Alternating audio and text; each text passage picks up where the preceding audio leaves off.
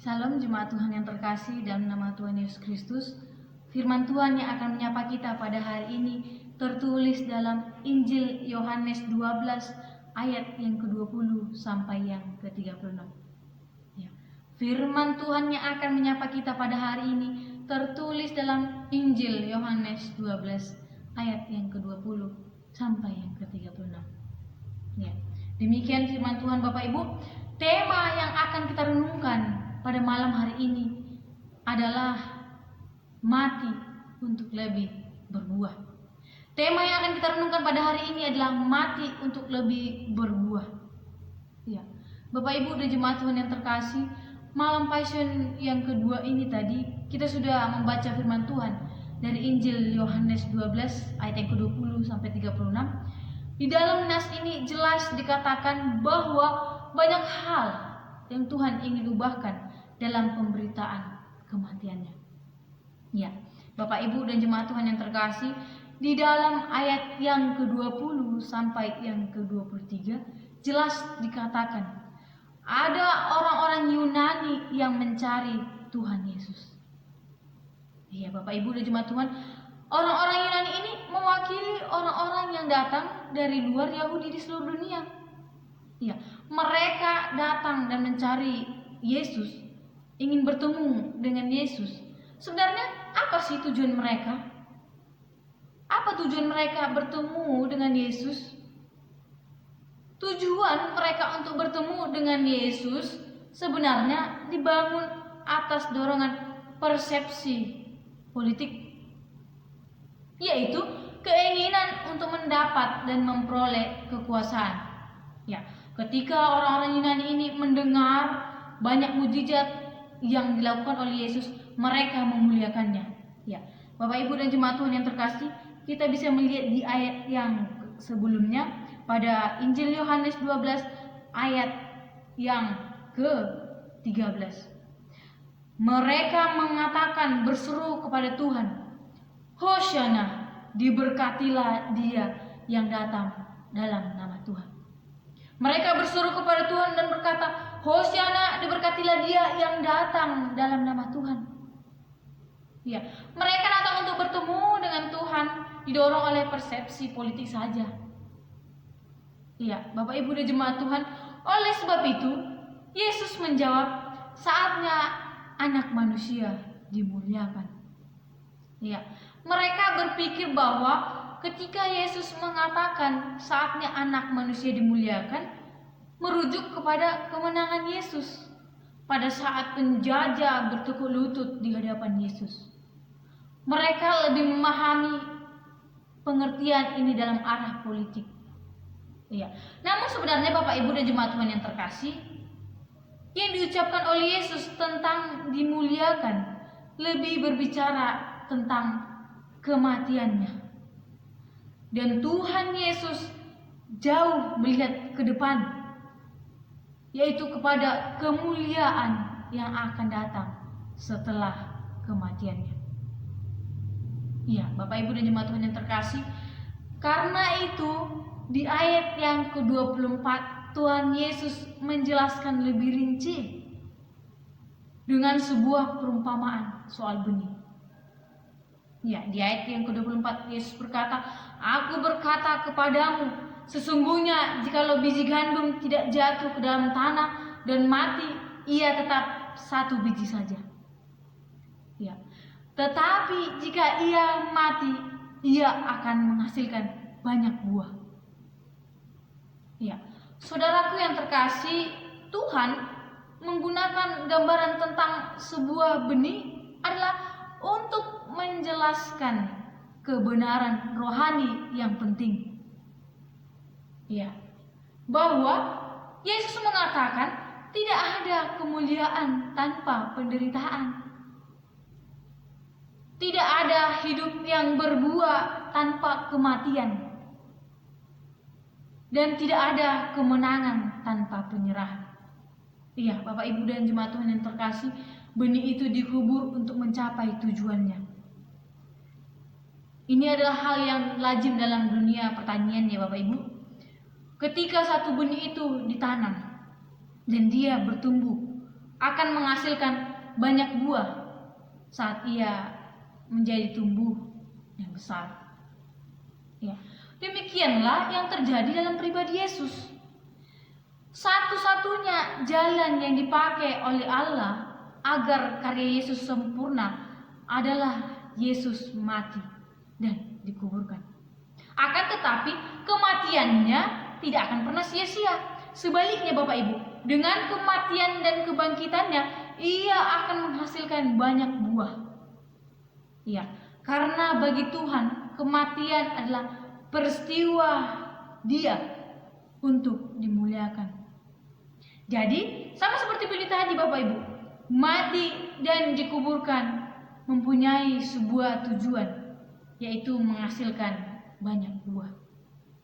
Ya, Bapak Ibu dan jemaat Tuhan yang terkasih, di dalam ayat yang ke-24 sampai yang ke-26, syarat mengikuti Yesus adalah dengan tidak menyayangkan nyawanya.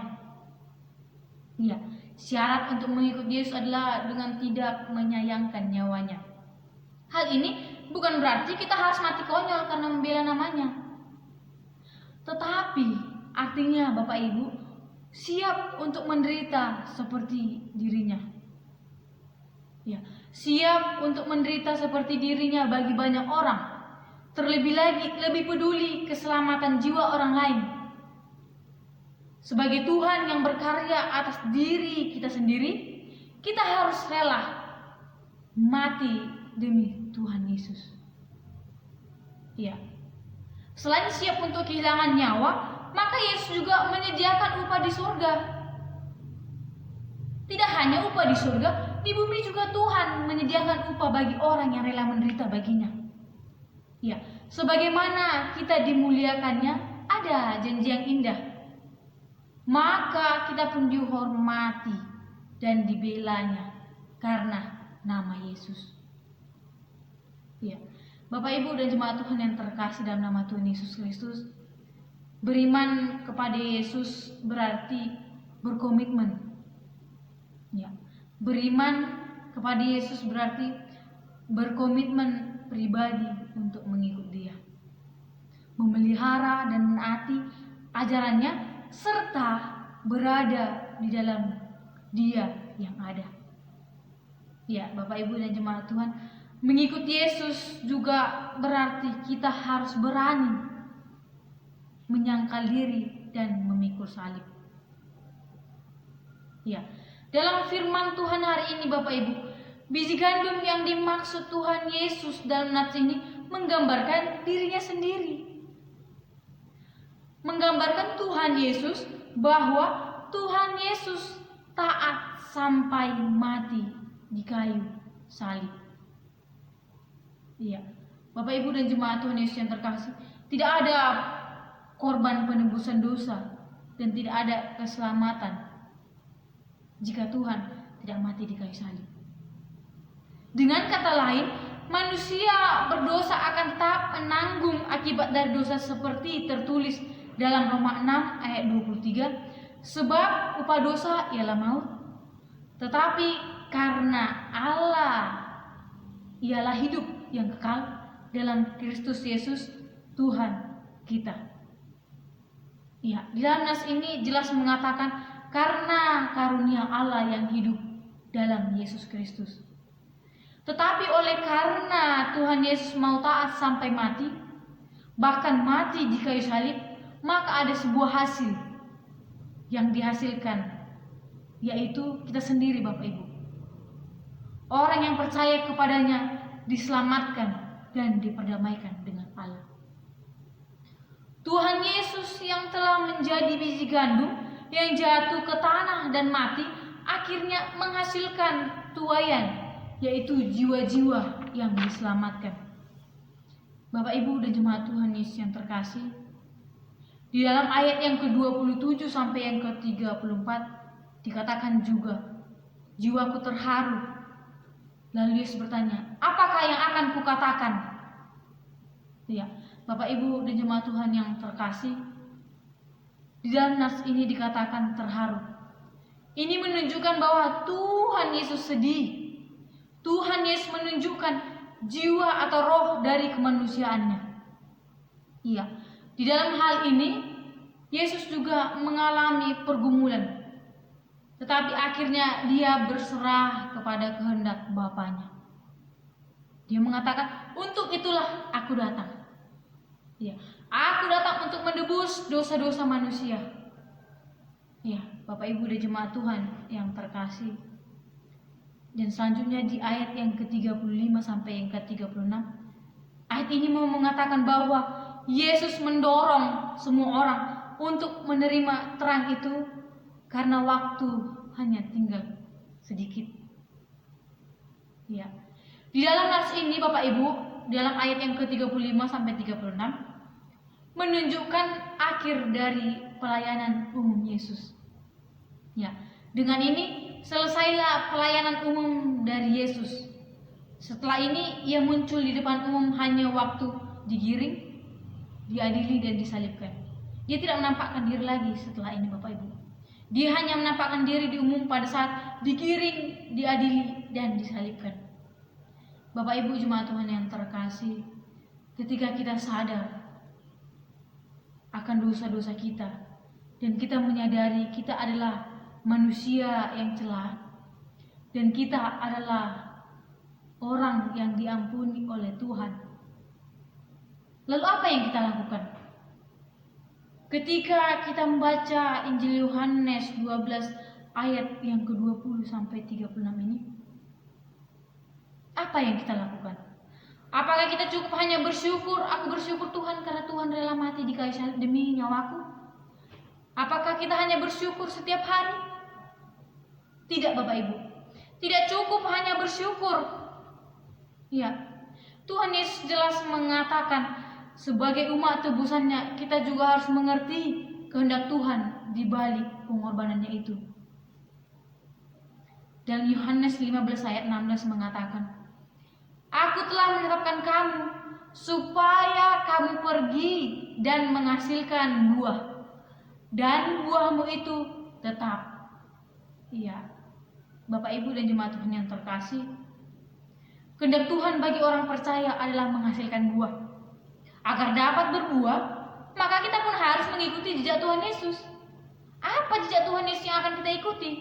Yaitu menjadi seperti gandum yang jatuh ke tanah dan mati, seperti biji gandum yang mati untuk mencapai tujuannya.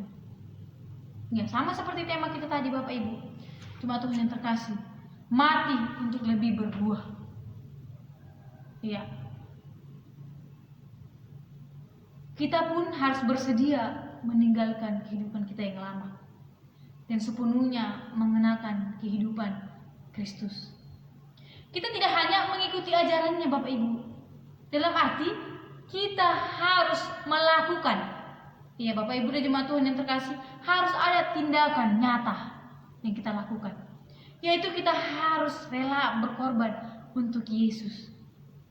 Kita harus mengorbankan banyak hal untuk berjuang demi Yesus. Kita tidak hanya cukup untuk bersyukur Bapak Ibu. Kekuatan tangan kita mungkin sanggup membawa kita menjadi orang yang hebat, tetapi hanya bersama Tuhan kita menjadi luar biasa.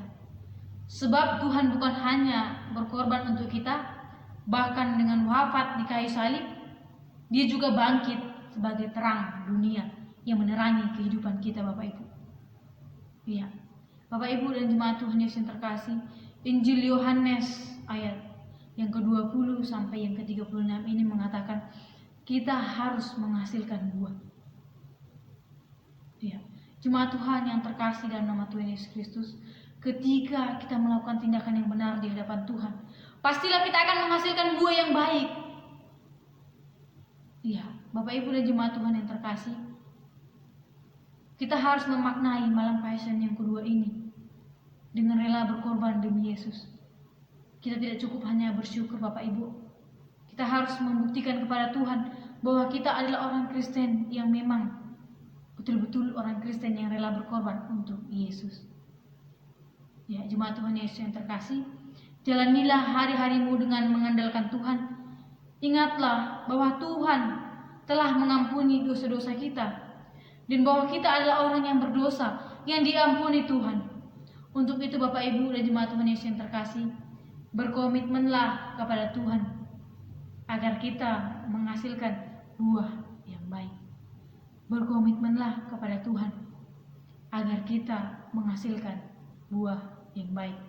Tuhan Yesus memberkati firman-Nya. Mari kita bersatu dalam doa. Tuhan Yesus yang baik, kami sudah selesai mendengarkan kebenaran firman Tuhan. Biarlah firman Tuhan ini menjadi bekal dalam kehidupan kami, sehingga ketika Tuhan menyampaikan firman Tuhan ke dalam hati kami, firman ini dapat bertumbuh dan berakar dalam kehidupan kami, sehingga berbuah juga Tuhan, dan kami dapat melakukan firman Tuhan ini dalam kehidupan kami sehari-hari. Tolong kami Tuhan agar kami dapat melakukan firman Tuhan ini, sehingga kami dapat menjadi berkat bagi orang lain. Terima kasih Tuhan Yesus yang baik. Dalam nama Tuhan Yesus Kristus kami telah berdoa dan mengucap syukur. Amin.